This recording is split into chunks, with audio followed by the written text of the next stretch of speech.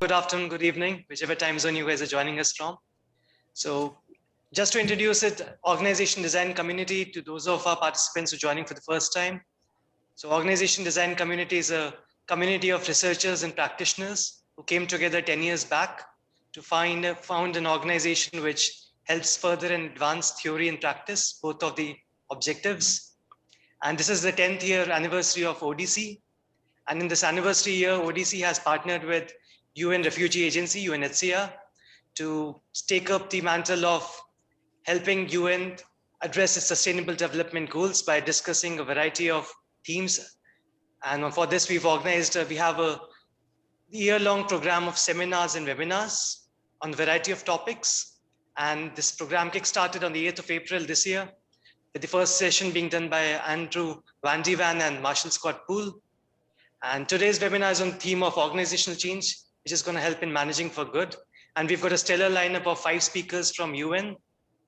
And yeah, so without further ado, let me just hand it over to Mads, who's going to introduce his fellow UN colleagues and take forward the program. So the plan and agenda for the day is that we're going to have two presentations of 20 minutes each for the first 40 minutes, followed by a commentary by Andy for the next 15 minutes. Then we throw open the webinar to Q&A.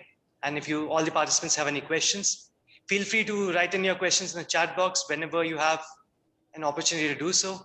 And yeah, over to you, Mads. All right, thank you, Jasmine, and welcome everybody to today's session. And thank you to UNHCR and ODC for arranging. Yeah, so as Jasmine said, last time Andy presented and Jens and I were asked to be discussant, and this time the tables have turned.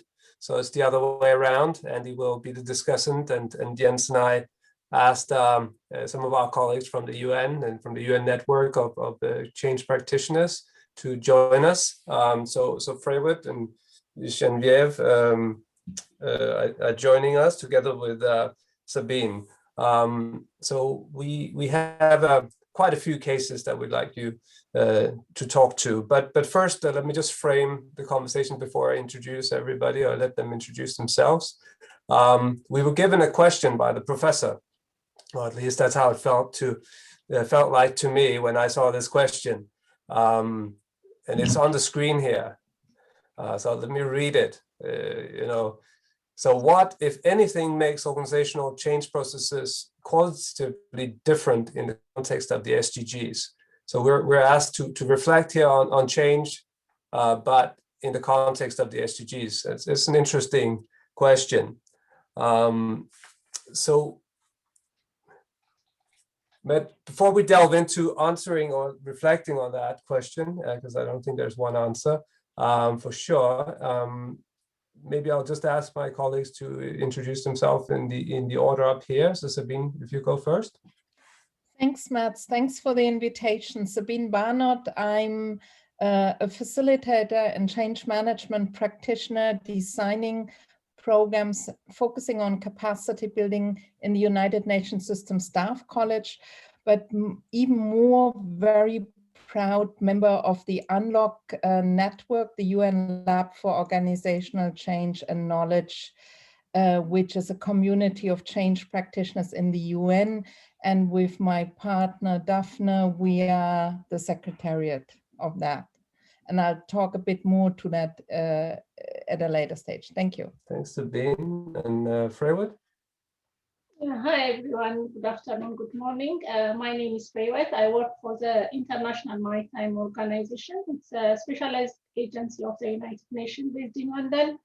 I have been involved in the change management initiative at the IMO, working very closely with Matt. I was coordinating the project before Matt joined us, then leading some initiative with him. My background is in management and information systems, and I'm also heading the sub-unit ERP system for IMO. And I will be talking a little bit about our change management project a bit later. Thanks. That's great, Freywood. Jens? Hello, everyone, and thanks for the invitation as well. I'm a chief of section at UNHCR at the moment, working with digital HR across the organization. My background is actually as a political scientist, a PhD from the London School of Economics in that topic. But I worked across several UN agencies for the last decade, I'd say. And now I've been working also very closely with Sabine and being a member of the peer network for the UN Lab of Organizational Change and Knowledge.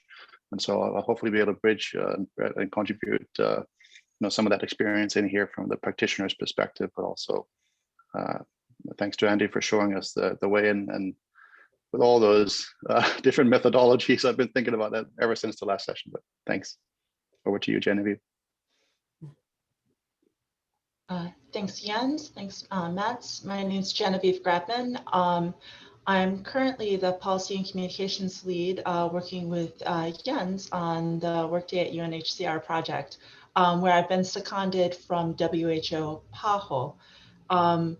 Like Jens, I had a prior life before the UN. I'm an attorney and was a gender and human rights specialist, and also have been involved in some of the teaching efforts of the UN's System Staff College and Unlock, as led by Sabine. Thanks. Thanks, Genevieve. And Andy, perhaps you go before me, and then I can round it out. Well, I'm Andy Van De Ven. I'm just absolutely delighted to be a part of this wonderful conversation to explore organizational change, designing change processes, especially with regard to these SDG goals. Thank you. That's great. Thanks, Andy. It's great to be here with you. My name is Svendsen. I'm with the UN DCO, so this is the coordination office of this the UN at the Secretariat.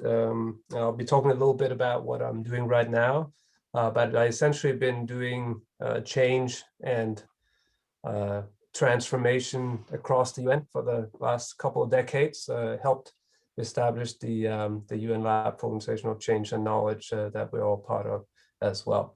So with that, let me frame the conversation a little bit further with a reflection on the SDGs, and then hand over to you, Sabine, after that, to say a little bit about so that you can say a little bit about this in the context of Unlock and the experiences we've had there. So let me see, does this want to change? Yeah, okay. So I think Jasmine kind of did lay out the kind of the format. So framing the conversations, 4 cases, then over to you, Andy, for some, provocative observations or statements, and then we open it up for everybody to come in.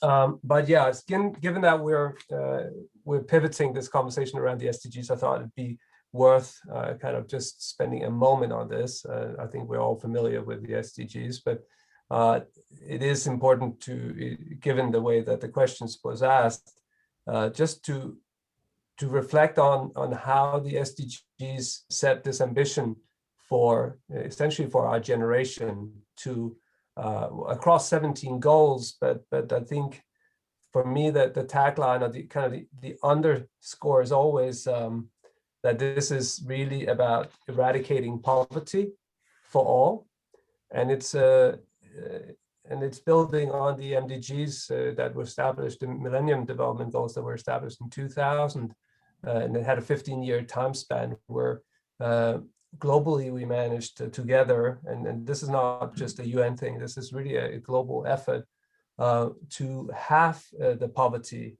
Now the aim is to eradicate poverty by 2030 for all, leaving nobody behind, and ensuring that everybody has what they need, but doing this within the planetary boundaries.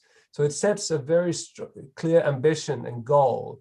And given that one of the astronauts of Apollo 11 just died today, I was reminded of this moonshot, this kind of idea of going to the moon back then.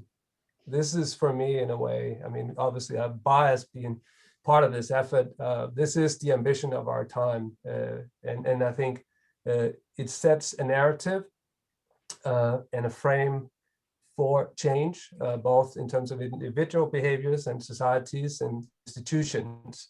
So I think that is also where it really makes sense to reflect on this in the context of organizational change. How do these things relate, and what is the implication of the SDGs on organizational change, and how we design change and how we implement change? But more about that later. Now, Sabine, let me hand over to you to say a little bit about Unlock. Thank you, Mats. Unlock is one of the most exciting endeavors I've been part of, and I'm with the UN for 25 years. It is exciting because we constantly learn ourselves as we are practicing. So it's a network that is about 5 years old this year. We are probably between 50 and 65, 70 practitioners, people, you know, coming and going, more or less working full-time on change initiatives. The vision is to drive collaboration and learning between UN entities on change across the system.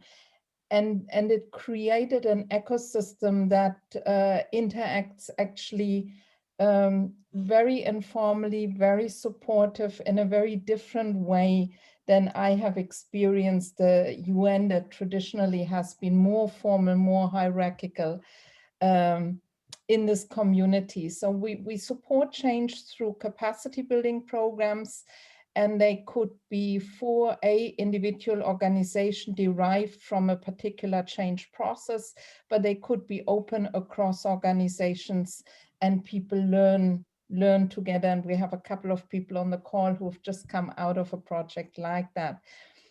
We provide advisory service both around themes as well as for transformations of individual organizations. So we've been supporting the management reform, the development reform parts of the peace and security reform, and we provide a space where we co-create case studies. So we look at what has been working around different themes, and you will hear about 2 today. A little later, there are more.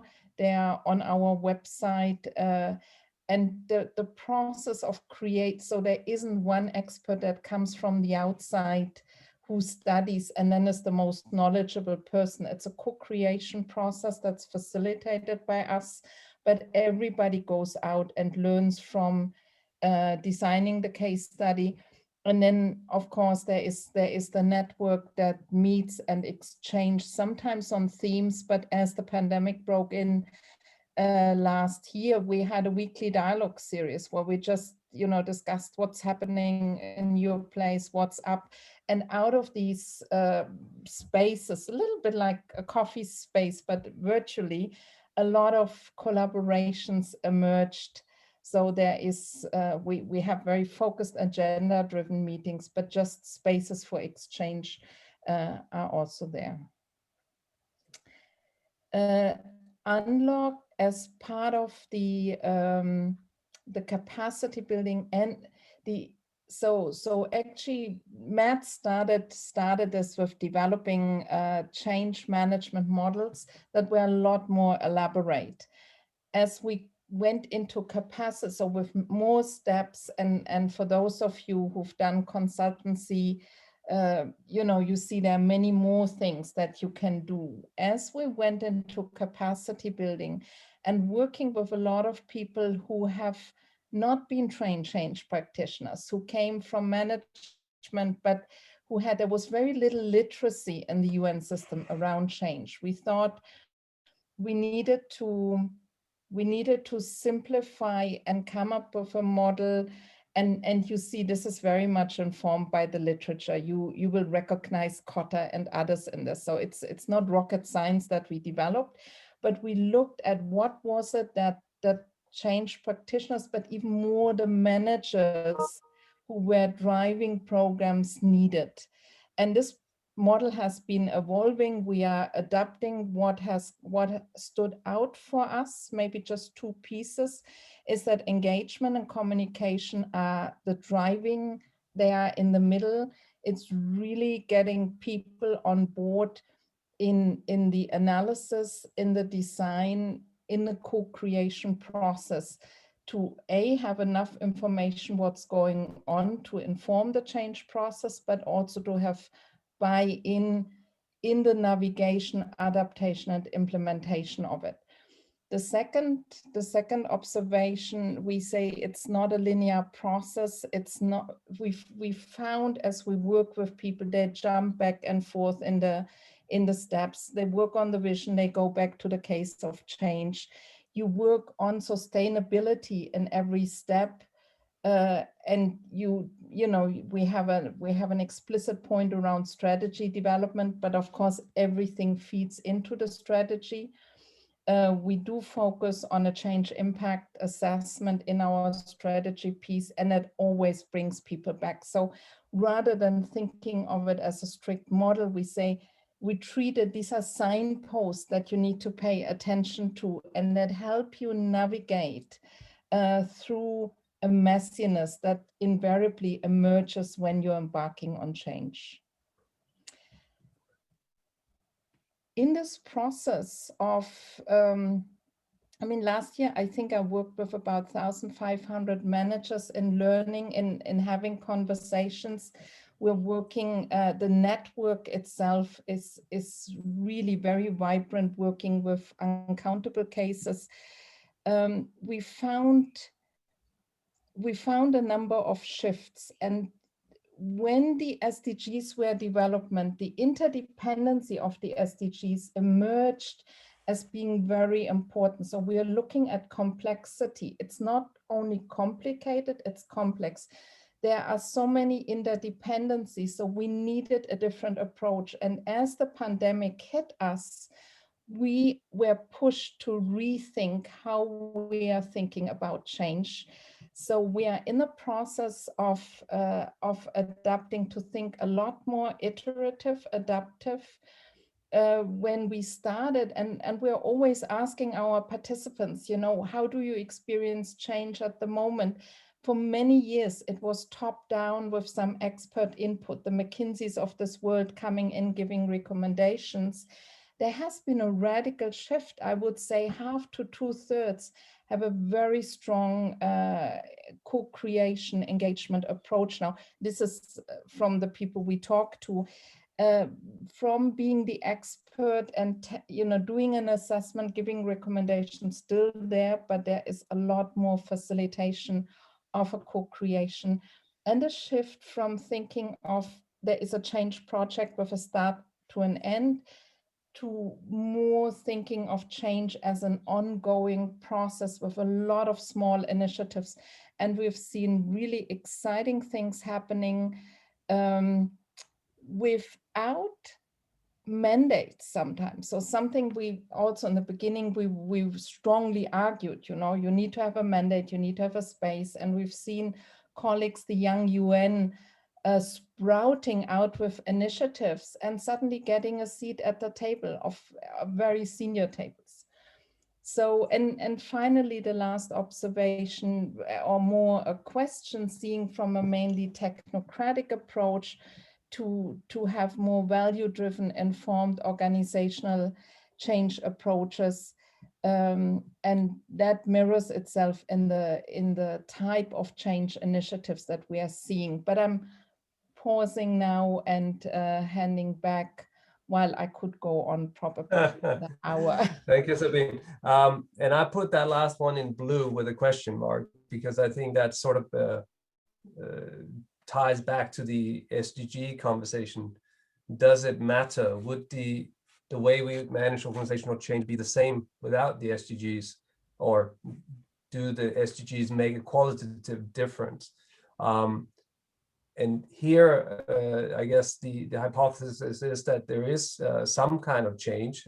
We're certainly seeing more at a societal level, more values-driven mobilization, and perhaps maybe on the back of the internet and social media, we're seeing various movements happening, and that may be part of the landscape.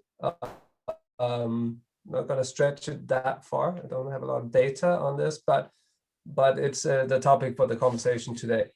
Let me jump into the first of the four cases, and this one is the one that I'm working on right now. So I'm using it as a reference. I'm not going to go into the sort of the gory details of it, but just pivoting around the question.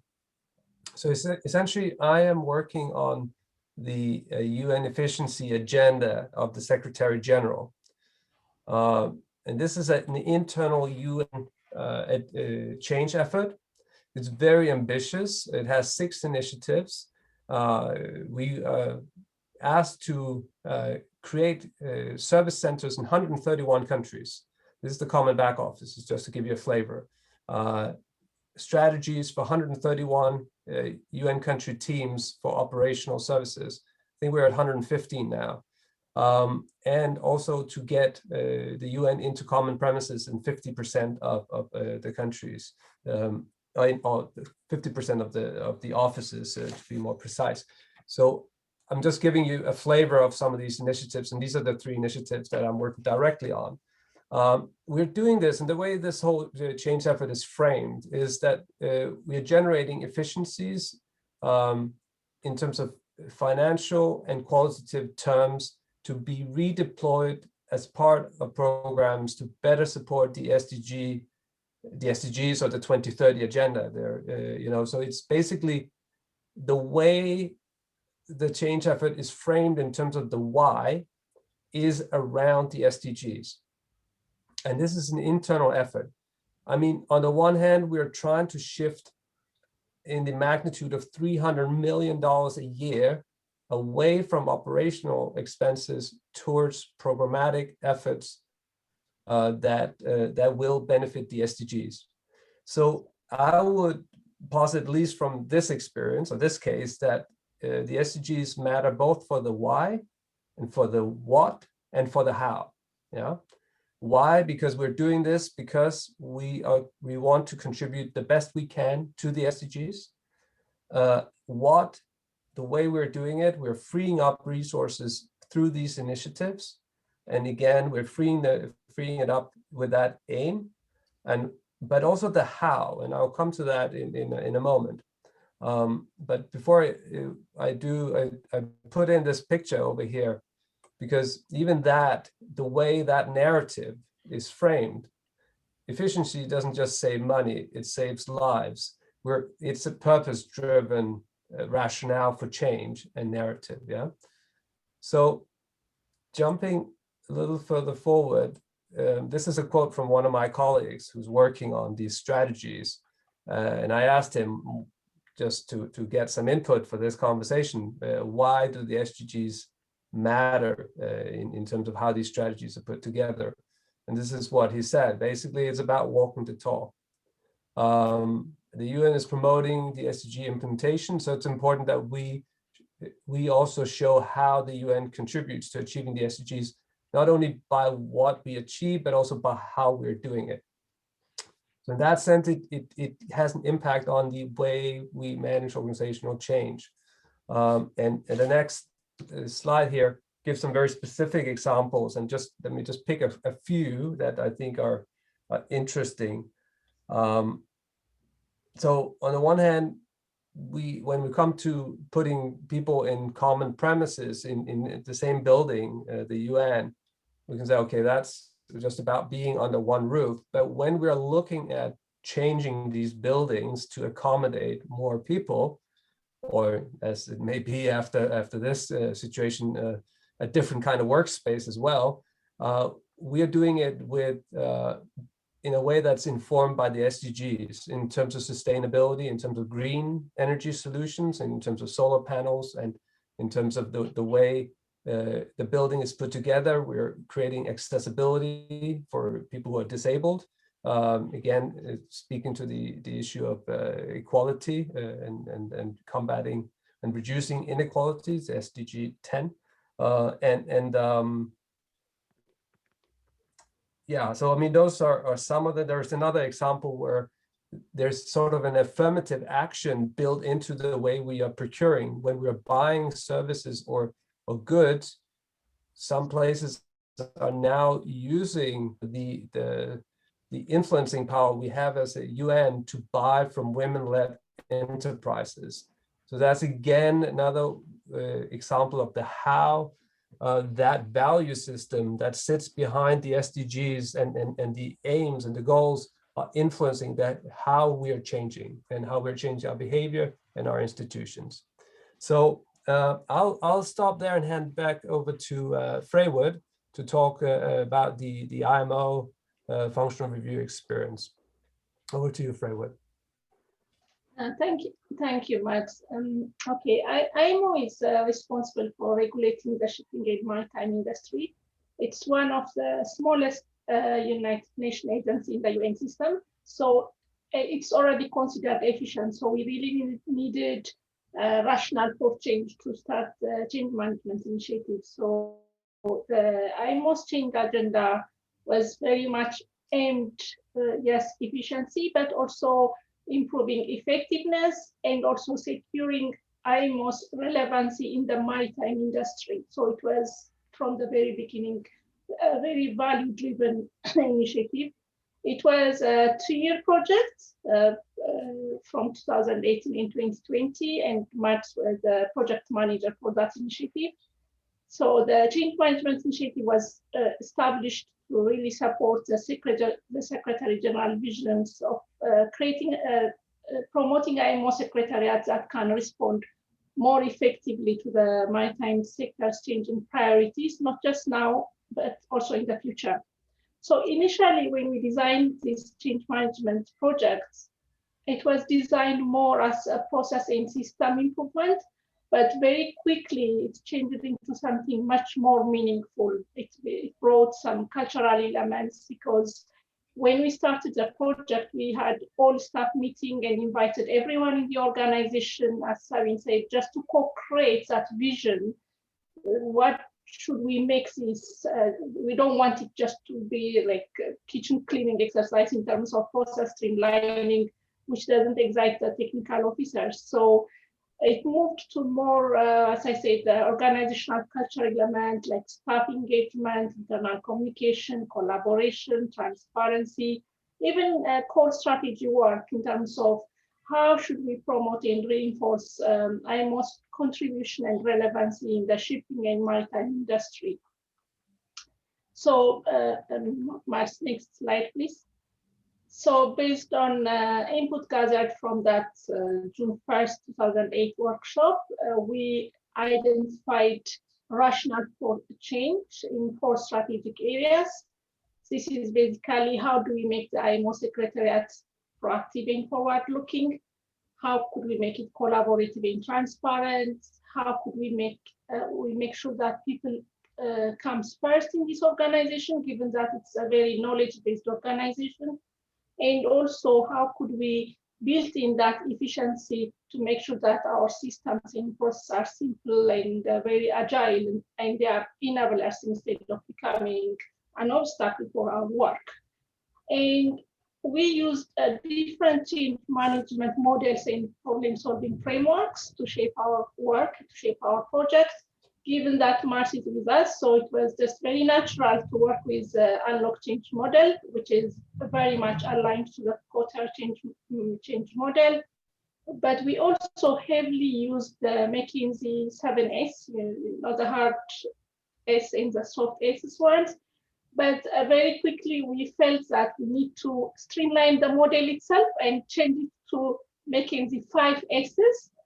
And I think in one of the slides you have covered last time, I have seen a question, do you change the organization to fit your model, or do you change the model to fit the organization? In our case, we changed the model to fit the organization, and we used the 5 S's of McKinsey, which is strategy, structure, systems, and skills. And shared value and style was kind of merged together, and staff and skill was also merged together. And these models really helped us to articulate our vision, to communicate our message. Obviously, in some of the things we were more successful, like quick win wasn't very quick win in IMO environment, but in terms of sense of urgency is also a bit, there is no big sense of urgency, but we use the model to push things like, oh, we need to create the urgency. There is no urgency kind of thing. So the models really, really shaped our thinking and helps us to communicate the message. Maybe next slide, yeah. So as I said, our approach was very much value driven, because we really want to hinge with creating relevancy for the IMO in the industry. I wouldn't say we were very much influenced by SDG, but the work itself, because we were value driven, it kind of scaled up itself into SDG. And very incidentally, at the beginning of the functional review, IMO also want to promote what IMO is doing to promote SDGs, and the Secretary General established the SDG working group. And that working group was working with our team, with the change management team, very, very closely. So we were able to shape things together. So one of our work in the functional review was to do industry trend analysis and developing options for the future. So we examined emerging maritime trends, analyzed their impacts, and formulate key challenges and opportunities. And based on that, we also assessed and analyzed what are IMO's internal strengths and weaknesses, and how does this map to the identified challenges and opportunities. That was really, really a good work. And based on that, we published what we call strategy options paper, with very clearly laid out recommendations and proposal. We identified major 6 trends that's coming at IMO, that IMO should be really ready and do something about it. So one of the recommendations for those 6 major trends was like, we need to really step up oceans governance strategy, and also greenhouse gas emission strategy. And these are very, very key central IMO's work and mandates, but at the same time, highly aligned to SDG 14 and SDG 13. And that is now being picked up by the technical divisions in the organization. And a lot of work is being done in terms of strategy for the reduction of GHG, in terms of establishing flagship programs, establishing trust fund. So the change management initiative we put in the organization kind of helped the organization to do that. So yes, there was some work being done, but the fact that we really paid attention to that area and brought to the attention of senior managers really helped the organization to focus on that. And also for SDG 5, we did a staff engagement survey for all staff. For the first time, there was one done 10 years ago, but it wasn't really published. So this staff engagement survey very quickly identified that there is some engagement problem with female staff in the organization. It was a bit of a surprise even from our team, but it was a very clear message. And because like the engagement score for women was 68, while it was 79 for male IMO staff. So if unmanaged, this would really challenge IMO's commitment to gender equality. So we pushed for, we identified this as a risk. We put it as a risk in the corporate risk register, and it was picked by the Office of the Secretary General, and a gender equality strategy was developed out of that work. And IMO has also other women program in the maritime industry. So the strategy not only focus on female workers in the organization, but also in the industry. So we gave a lot of input for big strategy work. In terms of SDG 9, innovation and infrastructure, we are currently really implementing, again, this came from the functional review work. The regulatory document management system needs a lot of transformational change, and digital review identified that. And currently we are developing a very successful prototype to improve the readability, searchability of regulatory documents for the whole industry, not just for IMO. And also we are, especially now because of COVID, we are implementing a remote meeting participation platform. And this is also a great success because it's not just a Zoom kind of environment. It supports translation, it's an interpretation, and it's also making a big impact in the organization. In terms of partnership, SDG 17, actually a lot of work was done there. It was again managed by Mars. We did a lot of reviews in terms of how we handle partnership agreements, how we manage our donor funds, and we developed again a strategy for the management of partnership in the organization. We developed due diligence procedures, guidelines, templates, and a policy how to work with partners that closely aligns with our resource mobilization strategy.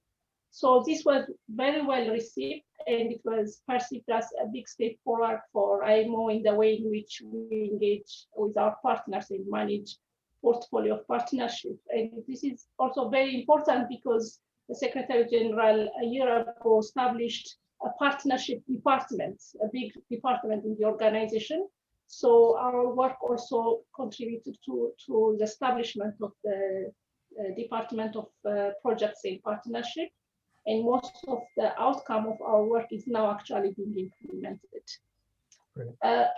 Just one remark, I think somebody was asking, I mean, our question for today was, what makes organizational change process qualitatively different in the context of the SDGs? I just have one remark on this. IMO's role is supporting our member states achieve their strategic development goals.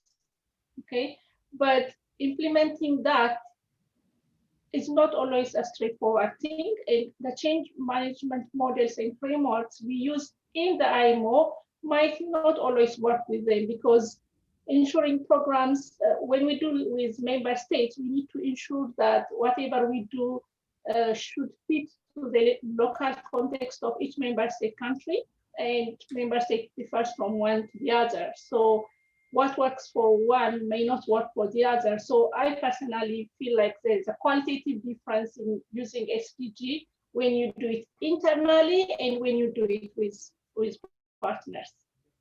Okay. Yeah. Thank you. Thank you, Freywit. Good to see all this. And this is just a segue for Jens to talk next about the next case. Over to you, Jens. Thanks. Yeah, what a beautiful picture there. I mean, I think the segue is perfect that you made, Freywit, and also having visited you and looked at how the team worked at the IMO is really very interesting case.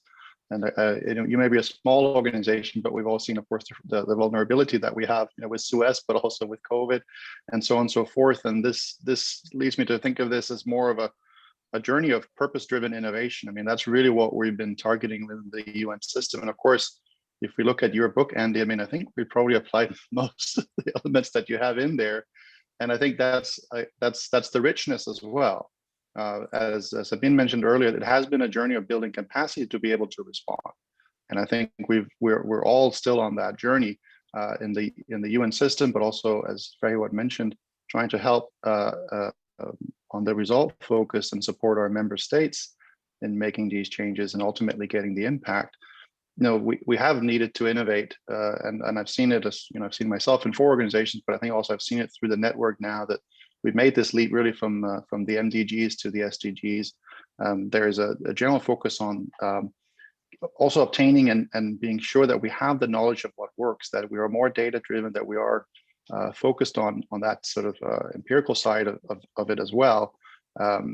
And here I wanted to just show and bring to life a little bit, you know, these different cases and the type of knowledge that has been built. And if you read through these cases that are on the website of the Unlock program, you'll see how there's a journey there as well in terms of devising new ways of working. It's really not static, and that's why I want to kind of show it here. The case I'll talk about a little bit more detail afterwards is this one, delivering successful change with ERP systems. But I think we've already moved into now digital era, and so the learning that is there is now applied much more widely in really this digital space, of which we are part right now. We've made huge changes to the way we actually work already. And so I think it's worth to look at these, but look at them also as part of this journey of purpose-driven innovation that we're trying to achieve. And I think the feedback loop, I think I mentioned this last time, Andy, as well. This meeting in itself, you know, the meeting of practitioners and academics, I think is becoming more prevalent, but also I think the reach of the knowledge that we're able to bring to bear has actually, you know, improved significantly over, I would say, the COVID period. If there's one benefit, is that we really are now able to, I think, much more effectively communicate globally about what works. And so if we go to the next slide,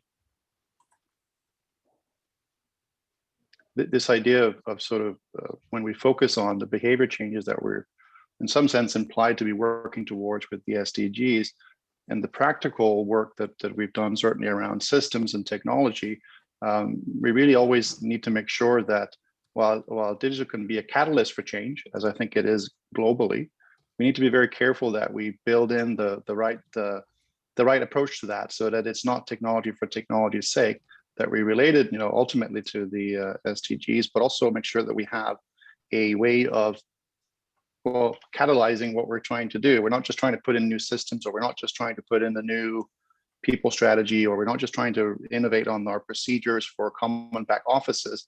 We're really trying to link it to this purpose-driven approach.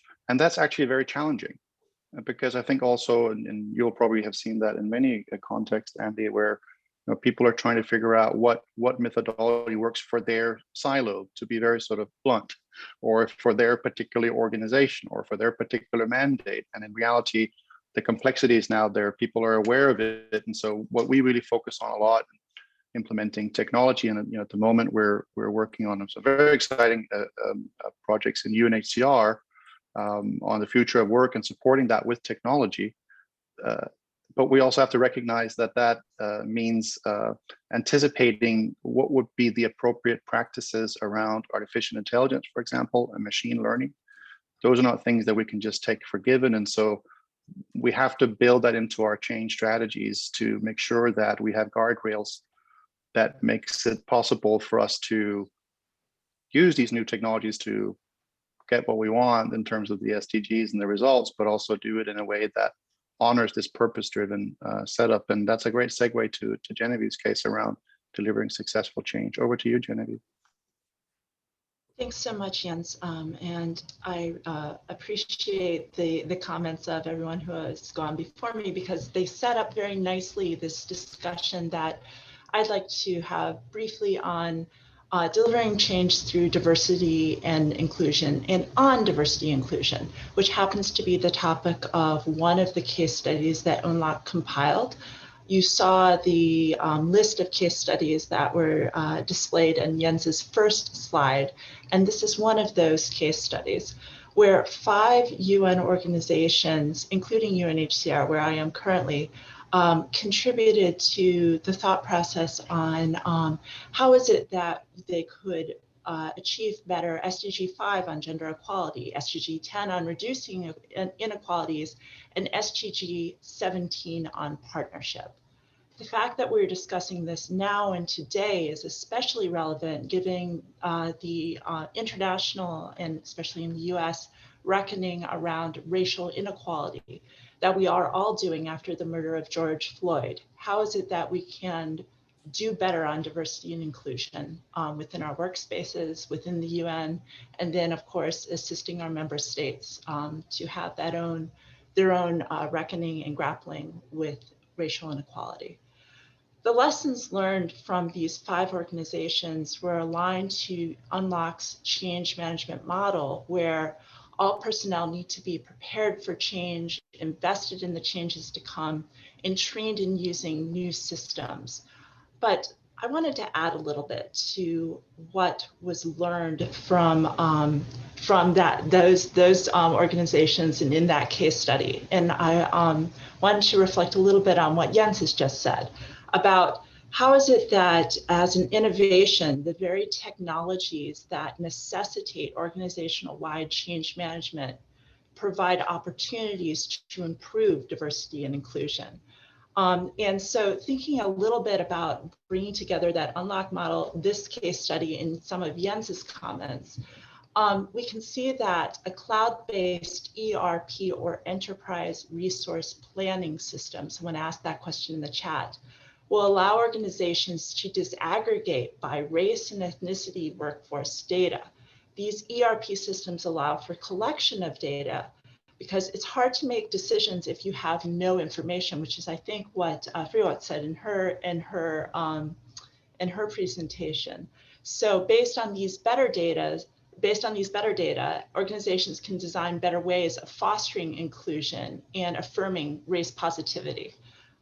Cloud-based systems also can allow for accountability because they bring transparency to processes. So you can see where any process is at any time and who's been involved in those processes. So no longer is there backdoor secret sub rasa decision making. You can see who's been involved, have the appropriate people been involved, has there been appropriate diversity in the cadre of decision makers, and have decisions been made in a manner that is transparent, or perhaps were they made based on things that are not appropriate anymore, or things that we need to examine better. Finally, the system's security settings can ensure that only those granted permissions to see certain information have access to that information. So for example, if a colleague wishes to keep private her gender orientation, her disability status, or even her race, the organization using a cloud-based ERP system could restrict permissions to that information. It could be that I don't want my boss or my colleagues to know that I am a member of the LGBTQI community, or that I don't want others to know that I have a non-visible disability. So I can keep that information private and only have it revealed where I need certain accommodation in the workplace. Making personal data in recruiting, or masking personal data in recruiting, could ensure a race neutral process, or if you reveal certain data, it could help a race affirmative recruiting process. So again, it's thinking about how do we use these new technological systems that many UN organizations are applying in a way that helps affirm and improve diversity and inclusion, and moves us forward in our conversation around those issues. Thank you so much. Great, great. Thanks, Genevieve, and thanks, Jens, and thanks, everybody. Andy, then I think rather than me saying anything, I would leave it to you to tee up the further discussion.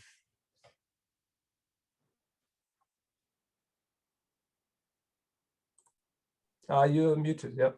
Yeah, my goodness, thank you. This has been such a informative discussion on many dimensions, going back to the question, what makes the organization change process different in the context of the SDGs? I've noted and wrote down about 7 dimensions. One which It begins with the complexity of the undertaking, the complexity of the SDGs, 17 of them in number, their social, technical, political, economic implications in moving and changing and developing any one of these SDGs, which really represents a much greater level of magnitude than is typical of the organization change models that we have focused on, that seem to focus on to changes within an organization. Second, I am very impressed with the unlock learning model. I don't think I know of an institution or set of organizations or associations that quite seem to have the level of collaboration, of learning, of community interaction, capacity building, learning by doing and by sharing. So what you have here is something, a special unlock opportunity, because this process of change, clearly with the SDGs and in the UN, is an ongoing, unfolding process. And who knows how to do this best other than to learn by doing as you go along in an emergent way. The third point is the model itself. The unlock change model, the 8-step model that, as Sabine indicated, sort of originated with Cotter and Mike Beer, who is here in our webinar, and others, certainly was helpful in developing this model, but the model itself, as I've been hearing you discuss it, has gone far beyond the standard organization change model. One of the most important parts of it seems to be my fourth point, values driven. I was impressed by how the SDGs now provide a purpose for the change initiatives going on throughout the UN that perhaps it did not have before the SDGs were in place. And these more value-driven focuses emphasize social movements as opposed to top-down hierarchical driven approaches. The purpose seems to me to be really central here. It provides a vision, a value for the initiatives that perhaps you would not have had. You talked before about moving from NDGs to SDGs. Maybe that's that transition toward values. But it is this superordinate goal that it seems that the UN is trying to establish here. For such a superordinate goal so fundamentally necessary in order to allow the different agencies and actors and countries to fight, to debate, to compete. Fighting, debating, competing within a superordinate goal works. That's the point of a number of change models, but this one is particularly exciting. In order for that value-driven approach to work, you've emphasized transparency.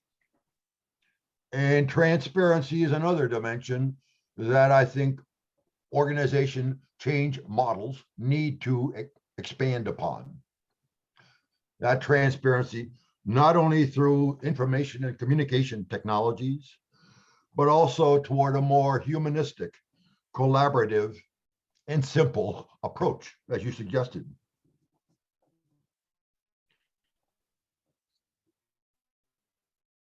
And finally, I started out thinking, it sounds to me pretty much like a UN-centric view of change. But you've changed my thinking about that as I listened to your case studies.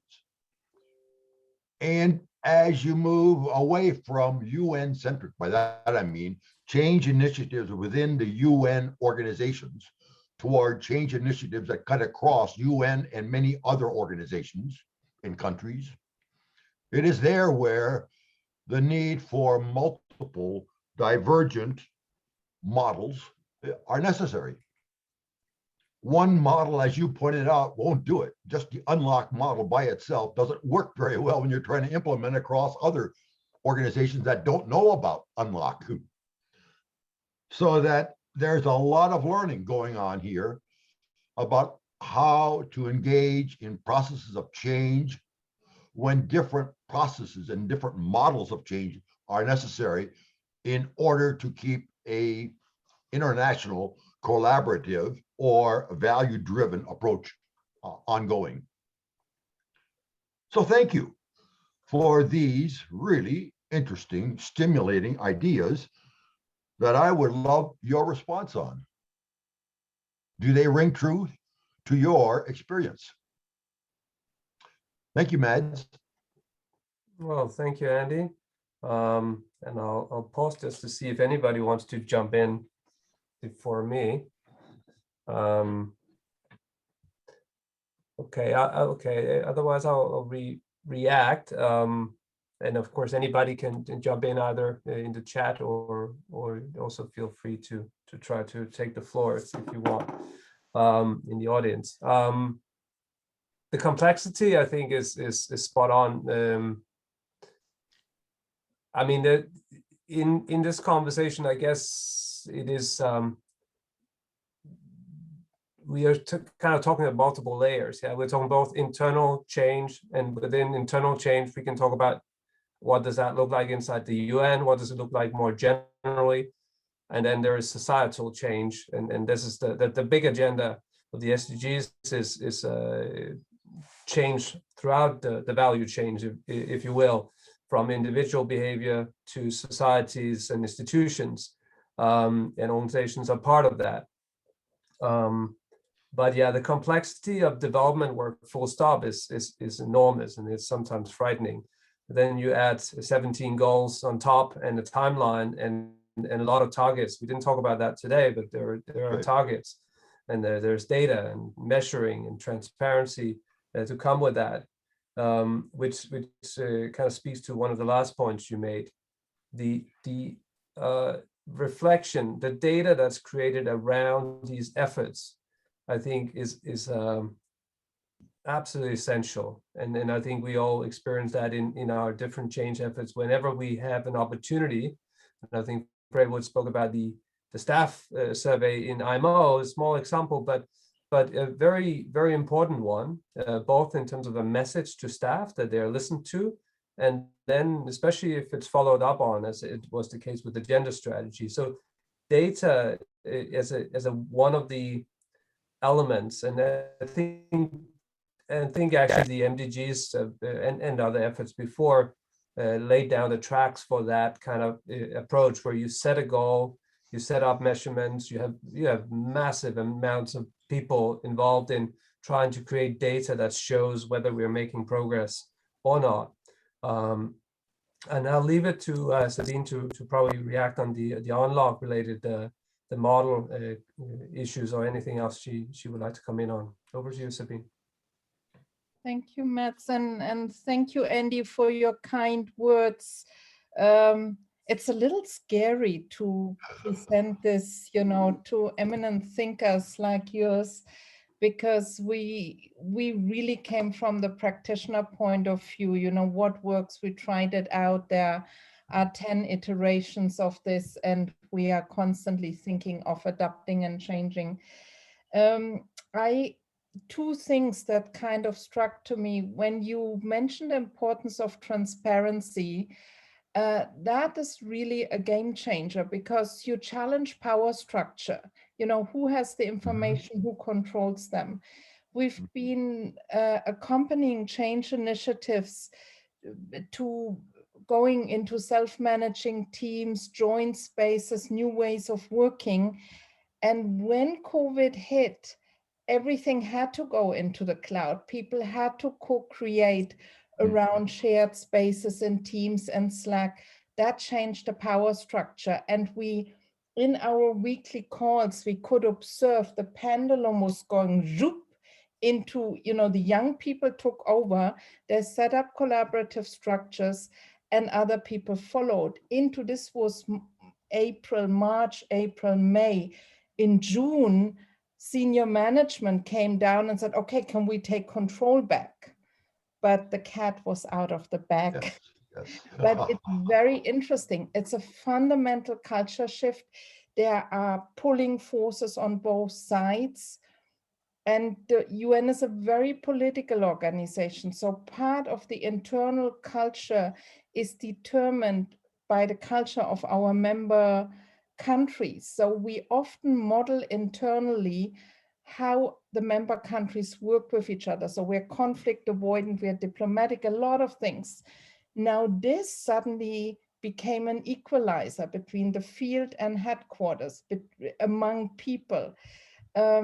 So transparency is a total game changer, critical, challenging power structures and powers coming back on it.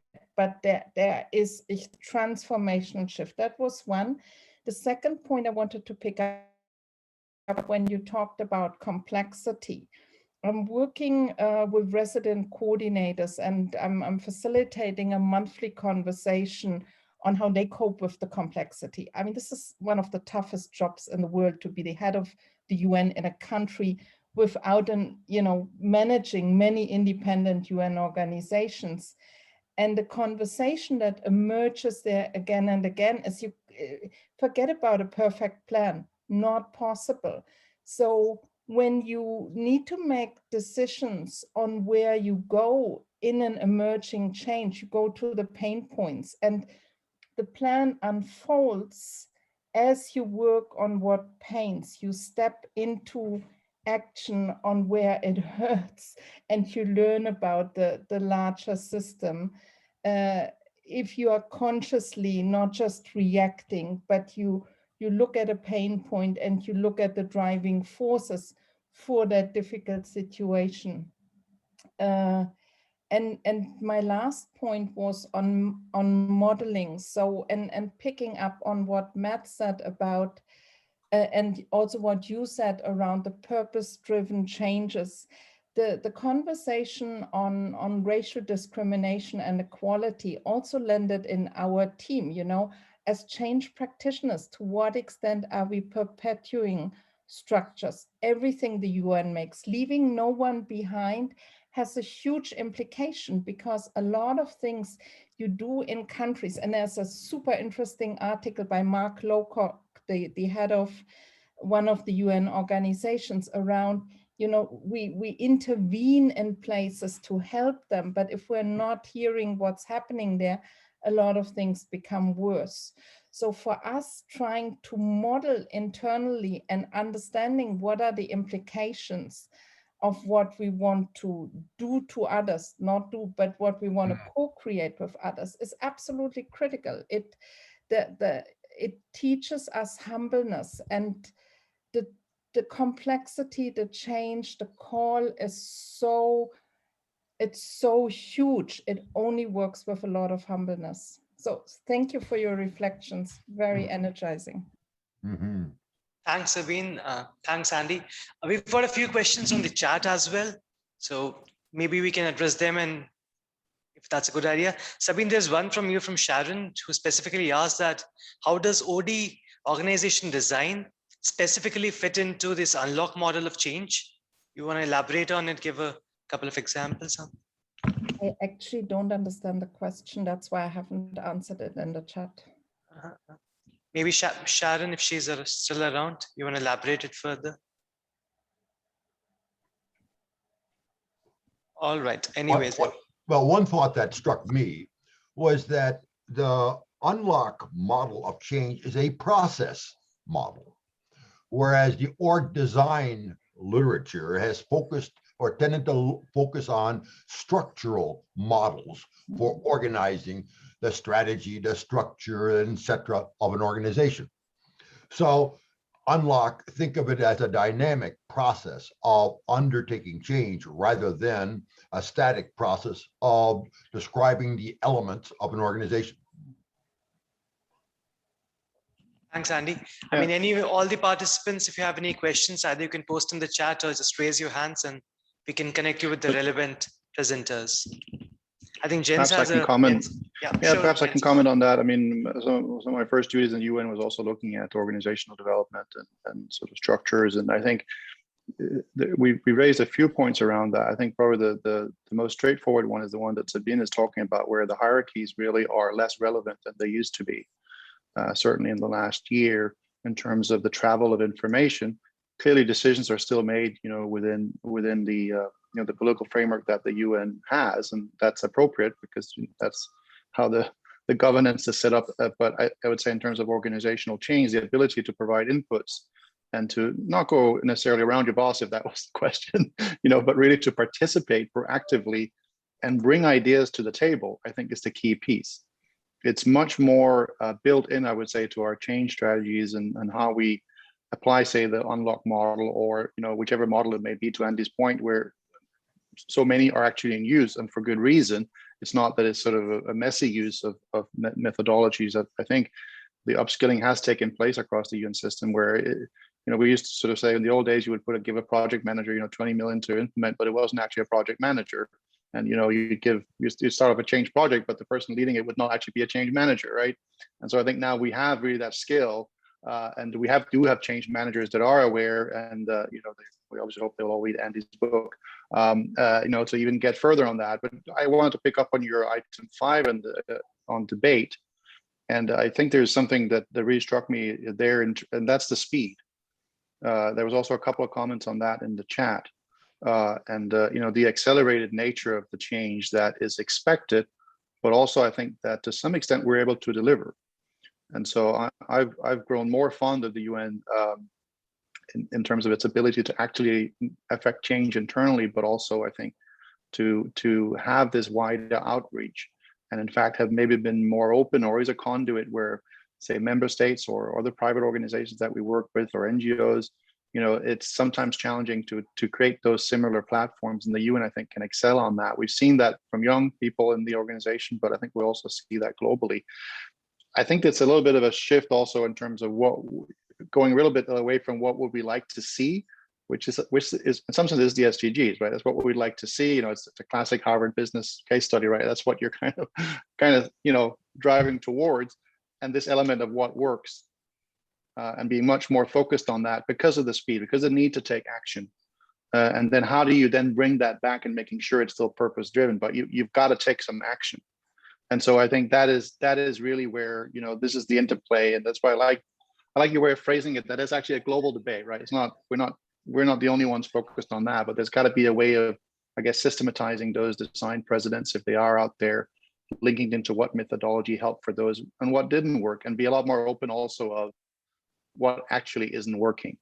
And I've certainly seen from my management chain a lot more focus on recognizing that, as the world develops, as we go through crisis, a lot of things are not working and we need to fix them. We need to fix them now, not over, several years. So for me, that's a very exciting part of what you point out. And it's definitely something I'll go back and look more into. And I think also, sorry. Yeah, thanks, Jens. If I may. So we've got a couple of other questions in the chat, and I think if I can ask Oschichin to directly ask it to Ms. Freywood about pursuit of sustainable development goals internally and externally, and if there's a qualitative difference there. If you want to take it, you can unmute yourself first and ask. Yeah, so it came at the very end of her review of the case on IMO's functional review. She said she thinks there's a qualitative difference between pursuing the sustainable development goals internally and externally. So I thought maybe she was referring to the descriptions she had already provided about pursuing gender diversity, both within the agency, but also within the maritime industry. But maybe there are more comparisons there to be drawn. If she's still here, if she could comment a bit more on that, or if the rest of the panel wants to comment on pursuing these goals within your agencies versus helping other groups pursue them. I would appreciate that. Thank you. Okay, I can share my views. This is Prewet. That was just a personal observation. If we take gender SDG 5, for example, gender equality, we have an internal project to improve gender equality in the organization, and we have developed some action plans and a strategy as well. But the strategy is not just for IMO, it also looks into supporting the achievement of SDG goals with IMO member state countries, because IMO, as you know, shipping is a very male-dominated industry, and IMO is quite keen to improve women participation in the maritime and shipping industry, and there is some kind of project and program for that. I am not fully involved in that. I do not know a great deal about it, but just reflecting on this question, what makes organizational change process qualitatively different in the context of SDGs, I felt that if, like, IMO's role in achieving SDG internally within the Secretariat and outside among the member states, I would feel that there will be some level of difference, because in IMO, everything, not everything, but the IMO Secretariat could have a great hand in shaping the project, like in creating that sense of urgency, in creating governance, in co-designing the vision, making sure that quick wins are achieved. But we really cannot expect that level of engagement with member states. We can support them, but given achieving SDG 5 in Norway and in a country like I'm from Ethiopia, in Ethiopia would be completely different, because the base is different, sense of urgency is different, the vision is different. What is the vision of SDG 5 in Norway compared to Ethiopia? So I feel like it would be different. And even in terms of governance, IMO cannot mandate anything in member states.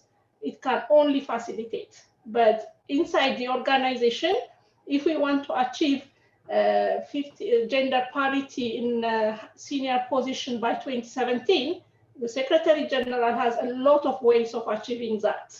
So implementing change management projects successfully and transforming them into a sustainable long-term practice, in my view, depends on a lot of political will compared to doing it in the organization.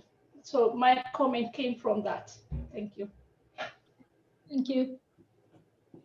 Perfect. Any other participant who has a question to the panelists or presenters, feel free to unmute yourself and just ask.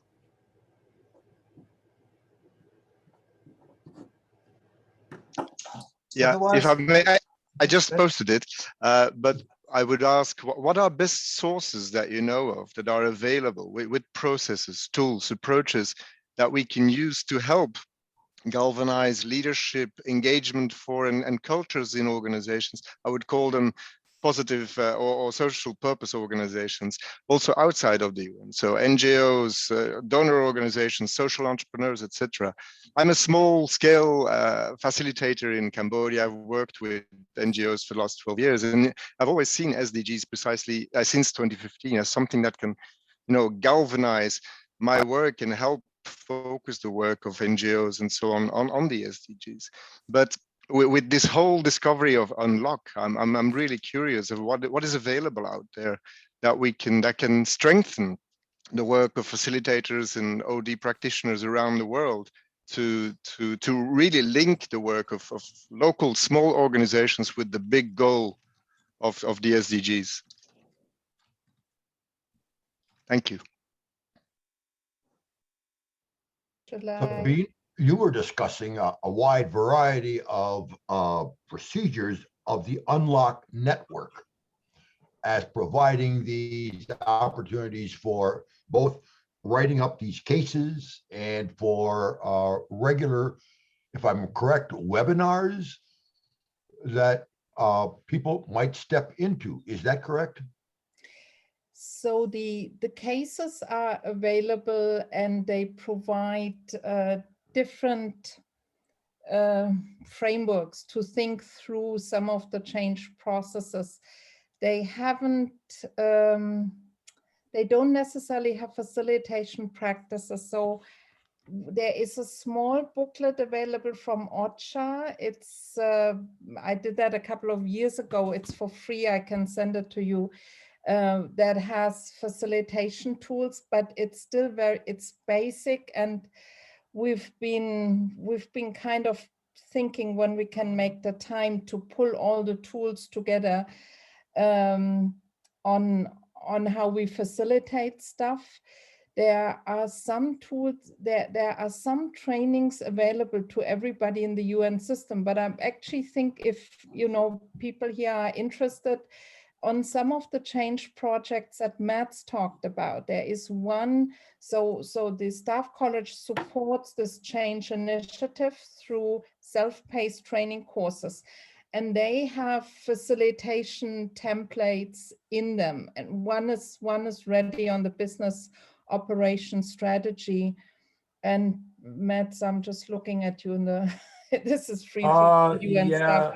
Okay, Svendsen, yeah, that's, I think that that course is, I mean, you're involved in that, but it's internally focused to the UN. I think already there's like 2,000 people signed up for that course. So it's very popular, and that's to help create that business operation strategy. It's a good question. I don't have a ready answer for you. I mean, there are lots of resources out there, and I don't know if they're necessarily framed in SDG terms. They're more like, okay, or there's more change management, facilitation, types of tools that you will find across the internet. But I don't think we have a package of tools. I mean, inside UNDP, I created a toolkit for managing change. And we also created a UN toolkit for managing change some years back.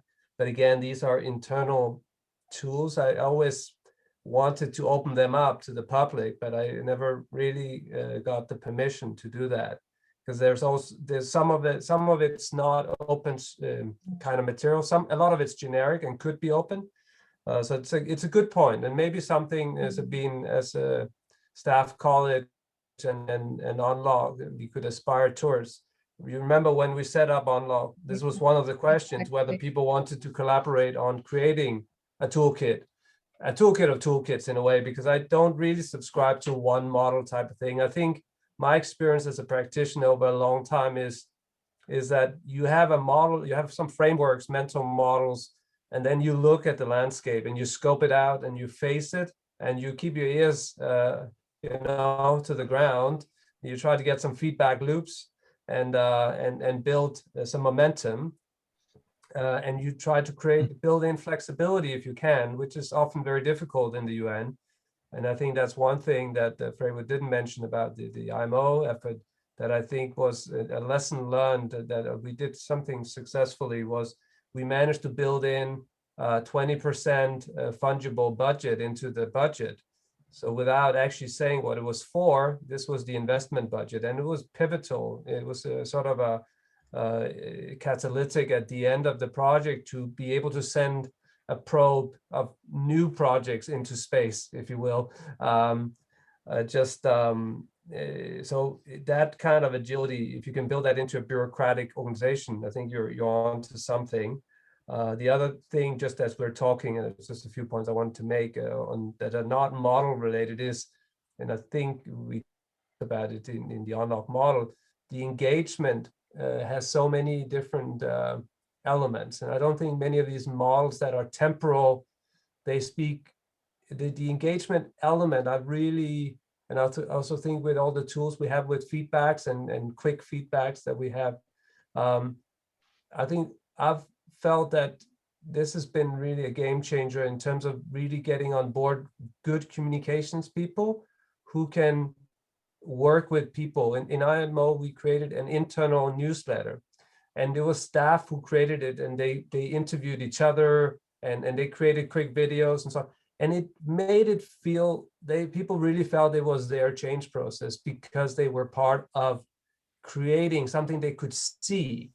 And I think that's visibility is very tangible and sometimes underestimated, because so much of what we do, especially in a big, heavy process change effort, is just seems heavy, and you never see the end result. There's something ephemeral. Maybe there's an ERP system at the end of it, but often it's sort of another workshop, another talk shop, another, somebody sketching something out on a PowerPoint. But the communications elements are, I think, are good in terms of helping building momentum. Over. There's another point that I'd like to return to in the case of Sabine and Mads, and that is maybe this is a real opportunity for academic practitioner joint engagement. When I could imagine turning a team of graduate students loose who work with you to bring together the cases, the materials, the tools that could be broadcast more broadly than you have a current capability to do. I don't know, perhaps Vanish or Yas, what you have students at INSEAD who might be connectable right in the local scene. It's a great idea, Andy. We're very happy to explore it. Yeah. I mean, we Yeah. are actually, we would love that, because we've been, we have 4 research questions that we are adding to all our questionnaires this year, all our courses, learning needs assessment, wherever we can ask. And one is, what tools are you using that work for you? A second one is, what leadership behaviors do you see that work, that have an impact? What are they doing? What's the impact? Because we realize we are teaching certain theories, but and then we've been always checking on, you come to a course with us, you learn how to develop a change management strategy, and we follow up sometimes, what have you done with it? And a couple of cool stories, but we don't have people who can actually write them up. But the second one is that we have asked what they learned with what we are giving, but now there is so much out there. People try things out, and often, they Google, how do I do a stakeholder analysis? They take the tool and they try it out. Yep. And what we were interested is, what is it you're working with? We have a couple of tools I'm happy to share around stakeholder analysis, change impact analysis, that are pretty standard. But what is really more interesting is to do a crowdsourcing. And we've just been discussing that it would be fantastic to have some students who can help us to pull it together. So we've probably already asked 300 or 400 people, and we are, we want to ask a couple of hundred more. And we hope to have interesting data between September and November that we could let a couple of smart people loose on. Yeah. Yeah, I can also add to that, Andy. We have been working with Sabine and the team as well. We put a book in that we published a couple of years back on leading change in the digital era. But what we also found from that was we did ask the publisher if they wanted to have, even just on their website, some of the tools related to, the book. And the answer is kind of, well, that's not really, that doesn't really go anywhere. And I think your point before, Mats, is actually, it's oddly hard to get these things across. But if anybody's interested and see the book, I mean, there are tools behind most of these things. I think they can be shared. We have also been working with a professor at the London School, together with Genevieve on the call with a professor at the London School of Economics, Michael Barsley. But that's really more to do with public management as professional discipline. And there's, of course, a corollary to change management there, but it's less focused, on change management as such. It takes a broader view, but would also we have also been incorporating some of the case materials because they are there. I mean, you can go, I think just reading the cases, you will actually pick up a lot of tools and methodologies implied. I think it's always then, as Sabine said, those are not sort of written by one person who becomes the expert. They're also really crowdsourced. That means that if you're interested in a specific case, I assume, Sabine, you can always reach out, and then we can actually put you also in touch with some of the people that help create those, and then that becomes more of a practitioner dialogue. And certainly, I will make note of this offer, because I think we have a couple of cases also that we're actually looking to try to produce. But we want to, as Sabine said, we want to follow the model of co-creation. And so that's one side of it. And then the other side of it, of course, is to try to get the academic rigor into it as much as we possibly can, so that we also are, properly referencing that the elements are understood, that the body of knowledge that is already there is brought in. And we all know how hard that is in practical terms, right? I mean, that's not a simple thing to do. But I think there is an opportunity here. And I recall back, my early days as a political scientist, it was always very hard to find hard evidence and materials and empirical knowledge from within these large public organizations. There was almost a lot about them. It was very rare actually to find materials and content that talked about how the organizations themselves changed. And so that is something definitely, and an offer I'll take up, Andy. I think we can discuss that further, and the same within SEED, and of course keep the different stakeholders in the loop, because it's got to be this co-creation approach rather than one academic writing something. Or I think that's the approach that would be appropriate here. Thanks. Mm-hmm. I have one more invitation. I mean, so the case study for this year, we haven't conceptualized, but or finished the conceptualization, but what we are thinking of is to look at how does new work look like, as Corona, the pandemic will subside, people will not want to go back to the old ways of working. It won't stay in this limbo. And there are a couple of organizations who have strategic conversations about it. And I started facilitating some of them. And a lot of them are just falling into habits, or, as I said, some senior managers want to pull the reins in. Other people just do what they want. But to start looking at some good practices, it's a conversation that keeps everybody engaged in the UN at the moment, and it might be really interesting to have some thinking partners who help us to formulate good questions, who help us to think with rigor, because we are in practitioner mode, in application mode. Things turn so fast that sometimes the thoroughness of thinking that you would bring to the table is really difficult for us to, to keep that standard. So I would find it really interesting to maybe have 1 or 2 or 3 people who are interested in the subject to think through with us. I will be happy to join you. Thank you. Thank you. Perfect. If we don't have any other questions or comments from the participants or the presenters, maybe we can wind up the session. Will the chats be made available to us all? Yes, we'll ensure that it's emailed to the presenters, and it's going to be uploaded in a repository on the ODC website. Thank We're you. curating materials from the webinar there. Okay. Perfect. And just before we close, just a vote of thanks to all the Joel for actually bringing on all these fantastic speakers from the UN, Mads, Sabine, Jens, Genevieve, Trevor, and and a special thanks to Andy, who kickstarted the campaign on the 8th of April, and he's been continuing ever since for this change campaign. A special thanks to Fanish for being around, supporting the program. And and all the more than 60 odd participants who joined us today. And very big thanks to you. And those of you who've joined for the first time, I'll encourage you to explore the ODC website. It's a fantastic place to get in touch with fellow-minded researchers and practitioners within the OD community. Have a fantastic morning, evening, or from wherever you're joining us. Yeah. Thank you.